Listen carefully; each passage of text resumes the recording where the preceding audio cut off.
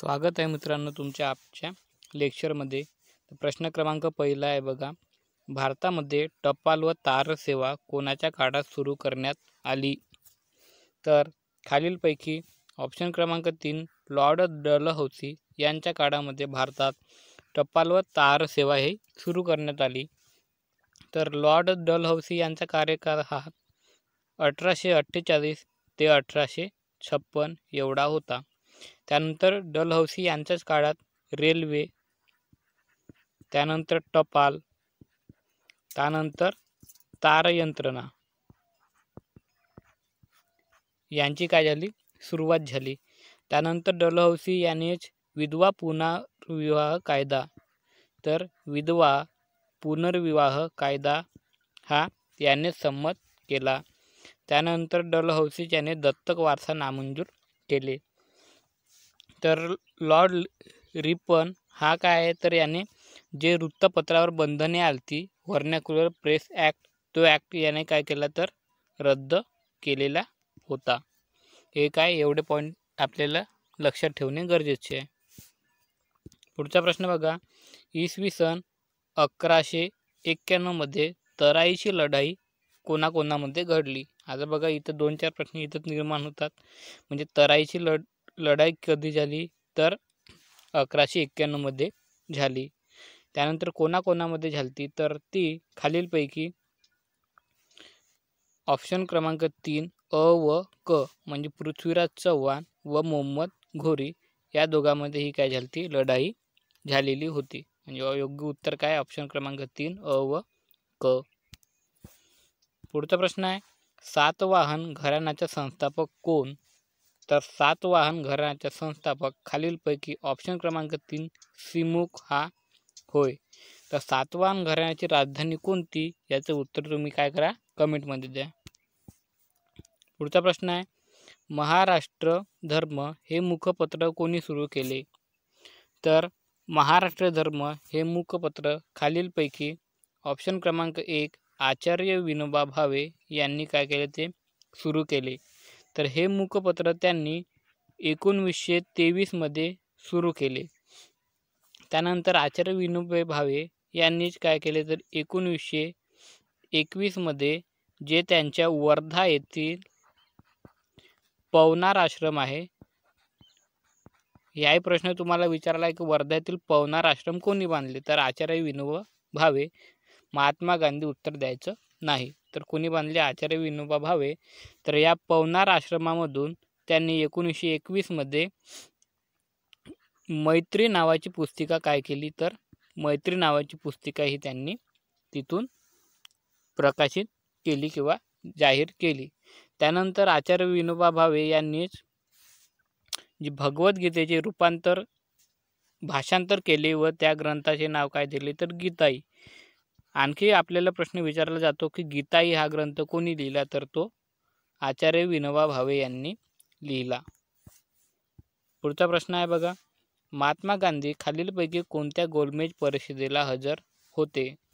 तर महात्मा गांधी हे खालीलपैकी ऑप्शन क्रमांक 2 दुसऱ्या गोलमेज परिषदेला ते हजर होते। तर महात्मा गांधी हे कोणातर्फे, तर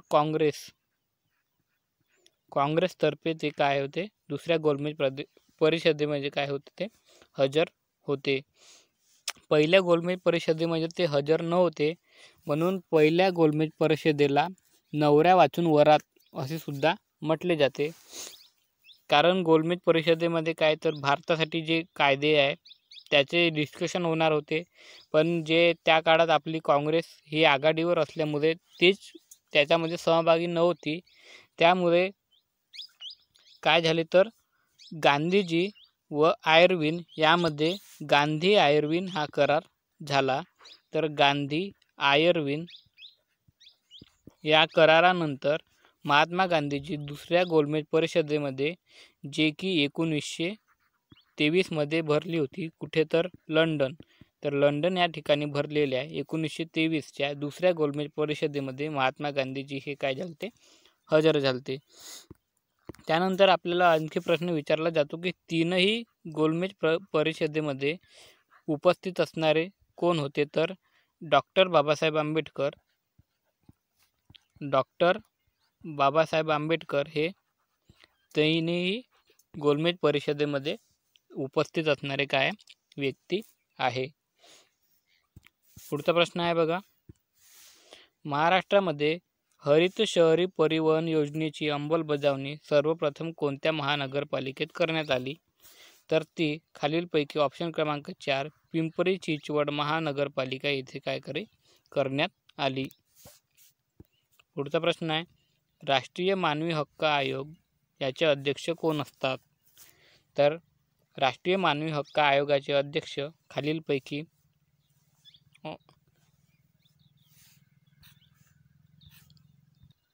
तर ऑप्शन क्रमांक 4 विद्यमान सरन्यायाधीश हे राष्ट्रीय मानवी हक्क आयोगाचे अध्यक्ष असतात. त्यानंतर काय, या आयोगामध्ये एकूण सदस्य संख्या किती असते? 5 असते. त्याच्यामध्ये 1 अध्यक्ष व 4 इतर सदस्य हे असतात. पुढचा प्रश्न आहे, देशाचा संपूर्ण कारभार कोणाच्या नावावर चालतो? तर देशाचा संपूर्ण कारभार हा खालीलपैकी ऑप्शन क्रमांक 2 महामहिम राष्ट्रपती यांच्या नावाने तो चालत असतो.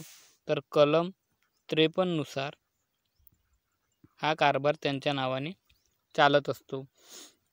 तर जे राष्ट्रपती आहे त्यांना ते आपल्या राष्ट्राचे काय तर नामधारी प्रमुख आहे. तर आपल्याला प्रश्न विचारला, जर देशाचे वास्तविक प्रमुख कोण? तर आपल्या देशाचे जे पंतप्रधान असतात ते आपल्या देशाचे वास्तविक प्रमुख हे असतात. त्यानंतर देशाचा पूर्ण कारभार राष्ट्रपतींच्या नावे चालतो, पण तो मंत्रिमंडळाच्या सल्ल्याने हा चालत असतो. त्यानंतर आणखी आपल्याला पोलीस भरती प्रश्न विचारतात की कलम 52 हे कोणाशी संबंधित आहे? तर कलम 52 हे राष्ट्रपती यांच्याशी काय संबंधित आहे. पुढचा प्रश्न आहे बघा, डॉक्टर बाबासाहेब आंबेडकर यांच्या मते कोणते कलम भारतीय संविधानाचा प्राण आहे? प्राणच्या जागी आत्मा हा शब्द आपल्याला पेपरामध्ये येतो. तर कोणते कलम हे भारतीय संविधानाचा आत्मा आहे डॉक्टर बाबासाहेब यांच्या मते? तर खालीलपैकी ऑप्शन क्रमांक 4 बघा, कलम 32 हे कलम डॉक्टर बाबासाहेब आंबेडकर यांच्या मते आपल्या भारतीय संविधानाचा काय आत्मा आहे. तर बघा, कलम 32 हा भाग 3 मध्ये जे आपल्याला मूलभूत हक्क देण्यात आलेले आहे, तर त्या मूलभूत हक्कामध्ये कलम 32 हे आहे. तर या कलमानुसार आपण जर आपल्या मूलभूत हक्कांचे उल्लंघन झाले तर कलम 32 नुसार सुप्रीम कोर्टामध्ये आपण काय करू शकतो? त्याची दाद मागू शकतो. अशी तरतूद काय कलम 32 मध्ये केलेली आहे.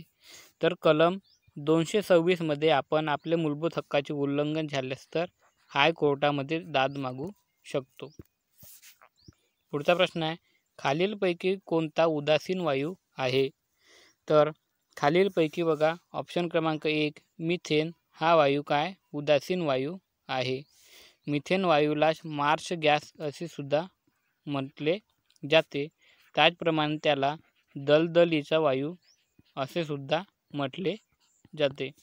त्यानंतर मिथेनचा फॉर्म्युला काय तर CH4 हा त्याचा फॉर्म्युला आहे. मिथेन हा एक हरितगृह वायू आहे. तर हरितगृह वायू हे काय करतात? तर आपल्या पृथ्वीचे जे तापमान आहे ते वाढवण्यास काय करत असतात? मदत करत असतात. पण या तापमान वाढीमुळे काय होते? तर जास्त तापमान वाढलं तर ओझोनचा जो थर आहे आपला सितांबरमध्ये, तर त्याचे काय होते? नुकसान होत असते. पुढचा प्रश्न आहे, आता मी सांगितलं की ग्रीन हाऊस इफेक्ट कशाशी संबंधित आहे? तर तो खालीलपैकी ऑप्शन क्रमांक 1 वातावरणातील परिणाम काय करते? तर वातावरणातील तापमान वाढण्याचे काम ग्रीन हाऊस परिणाममध्ये होत असते. हरित क्रांती कशाशी संबंधित आहे? जर हे पिकांशी संबंधित आहे. त्यानंतर भारतातील हरित क्रांतीचे जनक कोण आहे? तर MS स्वामीनाथन यांना भारतातील हरित क्रांतीचे जनक असे म्हटले जाते. दुग्ध क्रांती हे कशाशी संबंधित आहे, तर हे दूध उत्पादनाशी संबंधित आहे. दुग्ध क्रांतीला ऑपरेशन फ्लड म्हणून ओळखले जाते. जर आपल्याला प्रश्न विचारला तर ऑपरेशन फ्लड कशाशी संबंधित आहे, तर ती खालीलपैकी दुग्ध क्रांती याशी ती संबंधित आहे. पुढचा प्रश्न आहे, चांदी हा नरम धातू आहे. त्याचा कोणत्या धातूशी सहयोग केल्याने त्याचे दागिने किंवा नाणी बनवण्यास मदत होते, तर चांदीचा खालीलपैकी ऑप्शन क्रमांक 4 जर तांब्यासोबत सहयोग केला तर त्याची नाणी किंवा दागिने बनवण्यास काय होते, मदत होत असते. तर तांबे मिळवण्यामुळे चांदीला काय असते, तर कठीणपणा येत असते. जर ते कठीण झाले तेव्हाच आपण त्याचे दागिने किंवा नाणी बनवू शकू. जर विद्युतची आपण कंडक्टिव्हिटीचा विचार केला तर सगळ्यात पहिला नंबर चांदीचा लागतो, त्यानंतर दुसरा नंबर आपण तांब्याचा लागतो. पण चांदी काय आहे, ते नरम आहे, आणखी महाग पडते, त्यामुळे आपण त्याचा वापर न करता तांब्याचा वापर करत असतो. पुढचा प्रश्न आहे, मालवेअर हा कशाचा प्रकार आहे, तर मालवेअर हा एक संगणकीय विषाणू आहे. त्याला कम्प्युटर व्हायरस असे म्हणतो. पुढचा प्रश्न आहे, आवळ्यामध्ये कोणते जीवनसत्व असते, तर आवळ्यामध्ये खालीलपैकी ऑप्शन क्रमांक 3 विटॅमिन सी असते.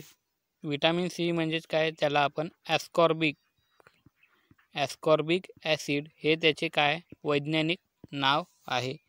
त्यानंतर याच्या कमतरतेमुळे स्कर्वी हा रोग होत असतो. त्यानंतर लिंबूवर्गीय पिकामध्ये विटॅमिन सी हे मोठ्या प्रमाणात आढळत असते. विटॅमिन डीचं नाव तर कॅल्सिफेरॉल हे विटॅमिन डीचं नाव आहे. तर या विटॅमिनमुळे आपल्याला मूळदूस हा रोग होत असतो. त्यानंतर विटॅमिन बीचं जी कमतरतेमुळे आपल्याला बेरी हा रोग होतो.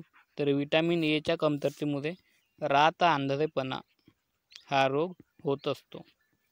जेवढे पॉईंट लक्षात ठेवणे गरजेचं आहे. पुढचा प्रश्न आहे, जेव्हा बंदुकीतून गोळी सुटते तेव्हा काय होत असते, तर जेव्हा बंदुकीतून गोळी सुटते तेव्हा बंदूक विरुद्ध दिशेने गतिमान होत असते. तुम्ही 9वी किंवा 10वीमध्ये हा कन्सेप्ट होता. जर न्यूटनचे आपण नियम पाहिले गतिविषयक, तर त्याच्यामध्ये हा तिसरा नियमवर आधारित उदाहरण आहे. तिसरा नियम काय होते, जर समजा इथं हे रॉकेट आहे, जर त्याला आपण आग लावली, इथं जमीन आहे, तर जेवढ्या प्रेशरने किंवा जेवढ्या दाबाने हे आग जमिनीवर फोर्स अप्लाय करन, तेवढ्याच प्रेशरने जमीनसुद्धा या रॉकेटवर प्रेशर अप्लाय करन, आणि तेवढाच जेवढा ही आग करत आहे तेवढाच. म्हणून असा तो नियम आहे, every action there is equal opposite and instantaneous reaction. म्हणून हा न्यूटनच्या तिसऱ्या नियमावर आधारित आहे. म्हणून जेव्हा बंदुकीची गोळी सुटते तेव्हा बंदूक ही विरुद्ध दिशेने म्हणजे अपोजिट डायरेक्शनने होते, गतिमान होत असते. पुढचा प्रश्न आहे, स्कूल ऑफ आर्टिलरी कोठे आहे, तर स्कूल ऑफ आर्टिलरी ही देवळाली नाशिक येथे आहे. पुढील प्रश्न आहे, महाराष्ट्रात सर्वाधिक सिमेंट कारखाने कोणत्या जिल्ह्यात आहेत, तर महाराष्ट्रातील सर्वाधिक सिमेंट कारखाने हे ऑप्शन क्रमांक 3 चंद्रपूर या जिल्ह्यामध्ये आहे. सगळ्यात जास्त जे खनिज आहे ते चंद्रपूर जिल्ह्यामध्ये आपल्याला पाहायला भेटतात. जे कोळसा आहे, कोळसाची सिटी चंद्रपूर जिल्ह्याला असे म्हणतात. जर आपण सिमेंट कारखान्याचा विचार केला तर आपल्याला सगळ्यात पहिला कारखाना चेन्नई या शहरामध्ये 1904 मध्ये स्थापन झाला, आणि सिमेंट उत्पादनामध्ये भारताचा जगामध्ये 5वा क्रमांक हा लागत असतो. पुढचा प्रश्न आहे, खालीलपैकी कोणता जिल्हा समुद्र किनाऱ्यालगत नाही, तर आपल्याला कोकणची किनारपट्टी माहीत आहे. तर ह्या कोकणच्या किनारपट्टीमध्ये एकूण 7 जिल्हे आहेत. तर ते कोणते, तर सुरुवात होईल पालघर पासून, पालघर, त्यानंतर ठाणे, त्यानंतर मुंबई शहर, त्यानंतर मुंबई उपनगर, त्यानंतर रत्नागिरी, त्यानंतर रायगड, त्यानंतर सिंधुदुर्ग. तर पहा खालीलपैकी ऑप्शन क्रमांक 3 कोल्हापूर जिल्हा हा त्यामध्ये येत नाही. आणखी आपण विचार केला तर कोकण किनारपट्टीला 720 किलोमीटरचा समुद्र किनारा लाभलेला आहे. त्यापैकी सगळ्यात जास्त रत्नागिरीला म्हणजे 237 किलोमीटर, तर सगळ्यात कमी ठाणेला म्हणजे 25 किलोमीटरचा एवढा समुद्र किनारा आहे. पुढचा प्रश्न आहे, विकिलीक्स या वेबसाईटचे संस्थापक कोण आहे? तर खालीलपैकी जुलियन अन्साजे हे त्याचे काय संस्थापक आहे. पुढील प्रश्न आहे, विम्बल्डन स्पर्धा कोठे खेळवल्या जातात? तर विम्बल्डन स्पर्धा हे कोठे भरते असे प्रश्न आहे. तर खालीलपैकी ऑप्शन क्रमांक 4 इंग्लंड या देशामध्ये या स्पर्धा होत असतात. त्यानंतर फ्रान्स या देशामध्ये फ्रेंच ओपन ही स्पर्धा भरवली जाते. त्यानंतर अमेरिकेमध्ये अमेरिका ओपन ही स्पर्धा भरवली जाते. तर ऑस्ट्रेलियामध्ये ऑस्ट्रेलिया ओपन ही स्पर्धा भरवली जाते. आणि ही तिन्ही स्पर्धा कशाशी? तर टेनिस या खेळाशी संबंधित आहेत. पुढचा प्रश्न आहे, दी इन्सायडर या आत्मचरित्राचे लेखक कोण आहेत? तर दी इन्सायडर या आत्मचरित्राचे लेखक खालीलपैकी पी.व्ही. नरसिंहराव, ऑप्शन क्रमांक 1 पी.व्ही. नरसिंहराव हे आहेत. तर पी.व्ही. नरसिंहराव हे आपल्या भारताचे 9वे पंतप्रधान हे झालेले आहे. त्यांचा कार्यकाळ हा 1991 ते 96 हा त्यांचा काय कार्यकाळ आहे. पुढचा प्रश्न आहे, नीरज चोप्रा यांची कोणत्या देशाच्या फ्रेंडशिप ॲम्बॅसेडरमधून निवड झाली? तर खालीलपैकी ऑप्शन क्रमांक 3 स्वित्झर्लंड या देशाची निवड झाली. पुढचा प्रश्न आहे, खालीलपैकी कोणाला इंग्लंडच्या रॉयल ऑर्डर ऑफ मेरिट या पुस्तकाने सन्मानित करण्यात आले? तर खालीलपैकी वेंकी रामकृष्णन यांना सन्मानित करण्यात आले. पुढील प्रश्न आहे, हिमाचल प्रदेशमध्ये जगातील सर्वात उंचावरील मतदान केंद्र कोणते? तर खालीलपैकी टशीगंग हे सगळ्यात उंचावरील काय मतदान केंद्र आहे. त्याची उंची ही 15,256